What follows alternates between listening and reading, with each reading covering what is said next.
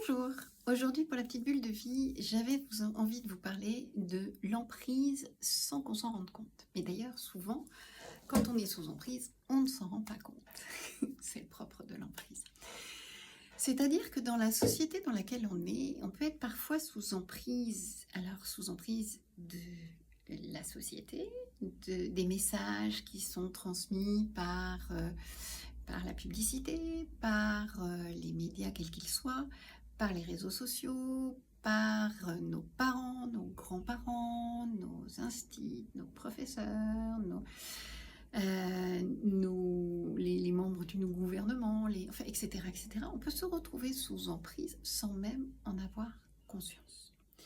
C'est-à-dire qu'en fait, on va se retrouver à avoir des idées qu'on pense être les nôtres et qui, en fait, ne le sont pas.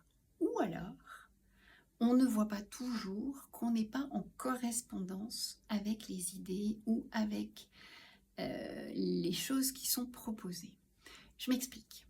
C'est-à-dire qu'en fait, on peut se retrouver à se dire, bah oui, le bonheur, c'est avoir, je le dis souvent, en fait, une famille, 2 enfants, un chien, une piscine. Je caricature. C'est l'idée.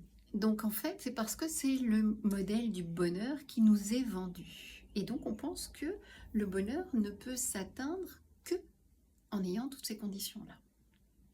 Parce que c'est celui qui nous a été vendu par la publicité, parce que c'est celui qui nous a été vendu par le gouvernement, parce que c'est celui qui nous a été vendu par toutes les idées ambiantes, ce que j'appelle en fait être l'inconscient social, l'inconscient collectif. Et donc en fait on nous a vendu ça. Donc en fait on pense que c'est à nous. Mais si on y réfléchit bien, en fait on se rend compte que non. Le bonheur, on l'atteint parfois quand on est seul, on l'atteint quand on est à deux, quand on est dans l'amitié, quand on est dans l'amour, ou quand on est vraiment en accord avec la nature.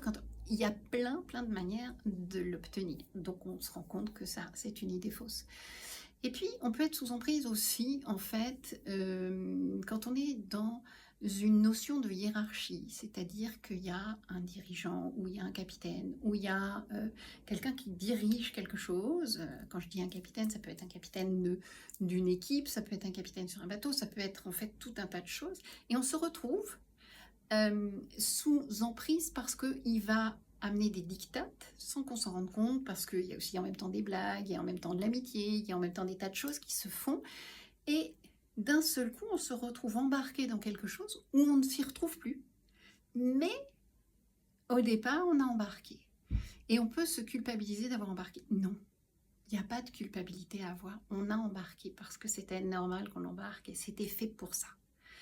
Donc voilà, donc c'est simplement de pouvoir se dire que l'important, c'est de reprendre du recul, de voir où on en est, de voir ce qui se passe pour nous. Et à ce moment-là, eh bien, on va pouvoir faire la part des choses. Où sont mes valeurs? Où ne sont pas mes valeurs? Qu'est-ce qui se passe pour moi? Qu'est-ce qui est juste et bon pour moi? Qu'est-ce qui ne l'est pas? Voilà. Donc, vous pouvez toujours me retrouver sur YouTube, Instagram et Facebook. Bye bye!